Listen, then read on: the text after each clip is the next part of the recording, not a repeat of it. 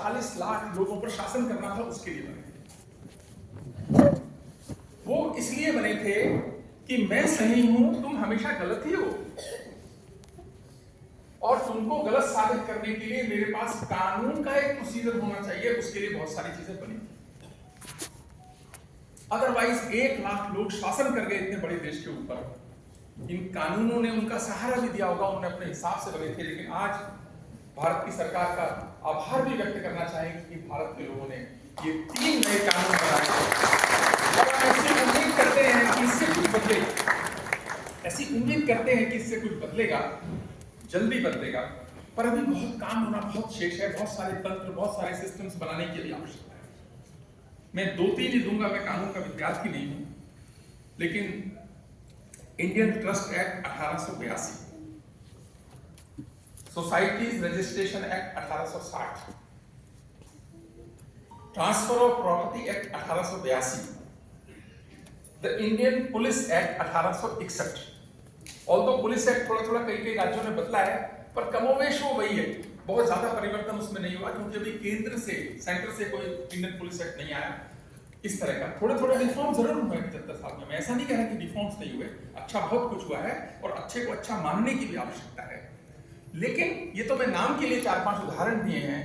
धीरे धीरे इन पर, क्योंकि ये उसी सोच के बने हुए हैं, भारत को अपनी सोच के, अपनी जरूरतों के हिसाब से आवश्यक परिवर्तन की बात है। ऐसी चीजों को आइडेंटिफाई करने का भी दिन है ये 15 अगस्त। एक और बात कि राष्ट्रीय शिक्षा नीति आई 2020 में, एक बड़े संदर्भ में उसको देखने की आवश्यकता है, क्योंकि वो भी हमें अपनी तरह के सिस्टम्स बनाने की तरफ, ऐसे मन बनाने की तरफ कि जो देख पाए, जो नहीं दिख रहा, और सही देख पाए, उसके लिए राष्ट्रीय शिक्षा नीति एक पॉलिसी डॉक्यूमेंट की तरह हमारे पास आई है। उसके सिस्टम्स और तंत्र को हमको, विश्वविद्यालयों को, शिक्षा से जुड़े लोगों को बनाने हैं।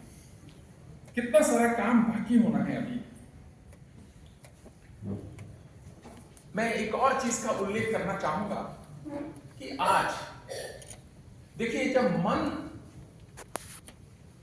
पर काम नहीं होता, समझ पर अलग तरीके से डेवलप होती है, तो हमको बहुत सारी चीजें जो बुरी लगनी चाहिए बुरी लगती नहीं है, क्योंकि हम उसे बुरा मानते नहीं है। मैं उदाहरण देता हूं। कल रात से या आज सुबह से मुझे बहुत सारे स्वतंत्रता दिवस की बधाई के संदेश आए, शुभकामनाओं के आए। आपके पास भी आए होंगे बहुत सारे व्हाट्सएप मैसेजेस। मैं देख रहा था कि मेरे पास जितने व्हाट्सएप मैसेजेस आए, उनमें करीब करीब 25 से 30% ऐसे व्हाट्सएप मैसेजेस हैं, और वो ऐसा नहीं है कि अच्छी नीयत से ही भेजे गए हैं, सबको अच्छी समझ से ही भेजे गए हैं। 25 से 30% ऐसे हैं जिसमें लिखा हुआ है, सारे जहां से अच्छा हिंदुस्तान हमारा, हम बुलबुले हैं इसकी गुलिस्तान हमारा। और हम आराम से फॉरवर्ड कर रहे हैं, हमें तो पूरा लगता ही नहीं है। ये किस नियत से लिखा गया था, मैंने कल भी इस पे बात की थी, और दिल्ली विश्वविद्यालय का मैं आभार भी व्यक्त करूंगा कि देखिए, जब विश्वविद्यालयों में इकबाल को पढ़ाया गया और पढ़ाया जाएगा, और उसने जो लिखा, सारे जहां से अच्छा हिंदुस्तान हमारा, हम बुलबुले हैं इसकी गुलिस्तान हमारा, लिखा तो अच्छा था, पर माना नहीं उसने। उसका आचरण उससे बिल्कुल अलग था, पूरी जिंदगी अलग था। ये तो उसने 1904 में लिखा था, जब गवर्नमेंट कॉलेज लाहौर का वो स्टूडेंट था, पर पूरी जिंदगी उसने इस बात को माना नहीं। लेकिन विश्वविद्यालयों ने उसको पढ़ाया, तो भारत के मन को ये बुराई नहीं लगा कि लिखने वाला कौन था इसका। उसको बड़ा बनाने की हमको क्या आवश्यकता है। अच्छा निर्णय दिल्ली विश्वविद्यालय ने लिया कि हम इकबाल को नहीं पढ़ाएंगे अपने यूनिवर्सिटी के अंदर। हम इकबाल को नहीं पढ़ाएंगे अपने यहाँ, हम पढ़ाएंगे वीर सावरकर को, हम पढ़ाएंगे अम्बेडकर को, हम पढ़ाएंगे गांधी को, हम पढ़ाएंगे उन देशभक्तों को जिन्होंने देश के लिए काम किया, देश के विरोध में काम नहीं किया। जिस व्यक्ति का पूरा जीवन भारत के विरोध में रहा,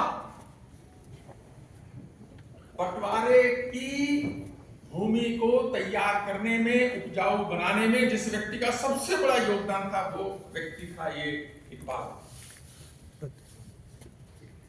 जिन्ना का एडवाइजर था, और उसने जिन्ना को समझाया, बहुत बार समझाया, और हर बार मुस्लिम लीग के मंचों से उसने कहा कि हमको मुस्लिम्स के लिए कॉन्स्टिट्यूशनल सेफगार्ड्स मांगना बंद करना चाहिए, वरना मुस्लिम समाज तो अपने लिए कुछ कॉन्स्टिट्यूशनल सेफगार्ड्स ही मांग रहा था उस समय। उस समय भारत को विभाजन की ऐसी शुरू में कोई बात नहीं, लेकिन उसको एस्टैब्लिश करने के लिए इस व्यक्ति ने जो किया कि कॉन्स्टिट्यूशनल सेफगार्ड्स मानना हमें नहीं चाहिए। क्यों? हमें इस पर बात करनी चाहिए कि कल्चरल इनकम्पैटिबिलिटी विद हिंदूज, कि वी आर कल्चरली डिफरेंट, हम उनके साथ नहीं रह सकते हैं। इस भाव को जन्म देकर, उसको पेड़ को आगे बढ़ाकर और बहुत बड़ा वृक्ष इस आदमी ने बनाया, पूरे पॉलिटिकल सिस्टम को खराब करने का, विषेद करने का जिस व्यक्ति ने काम किया, अगर उसने 2 लाइन अपनी स्टूडेंट लाइफ में अच्छी लिख भी दी थी, उसको आगे बढ़ाने की हमें क्या आवश्यकता है। और ऐसे पर्वों पर अब मैं बात जब बार बार कह रहा हूं तो हो सकता है कि धीरे धीरे फर्क पड़ेगा कि हमको उसका गीत भी क्यों गाना है और ऐसा करना भी क्यों है। 4 गाने हम सेलेक्ट करते हैं तो ये वाला गाना सेलेक्ट होता है, क्योंकि इसके बारे में विरोध किसी ने कभी किया ही नहीं। जब किया ही नहीं तो किसी ने इस दृष्टि से देख रहे चीज तो पर्सपेक्टिव की है। तो मेरी ये अपेक्षा है कि 15 अगस्त हमसे मांगता है कि भारत के विभाजन कराने वालों को बड़ा बनाना बंद करें।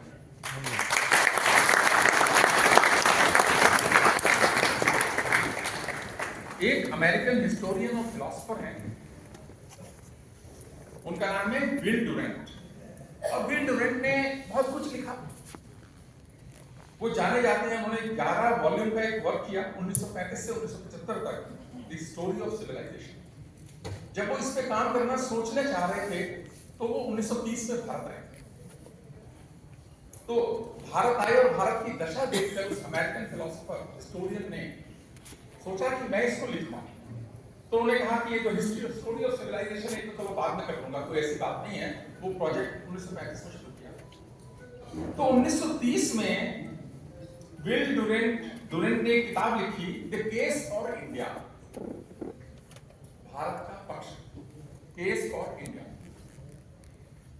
किताब पढ़ने में जो इस देश को चलाते थे उनको अच्छी नहीं लगी, इमीडिएटली भारत को बैन किया।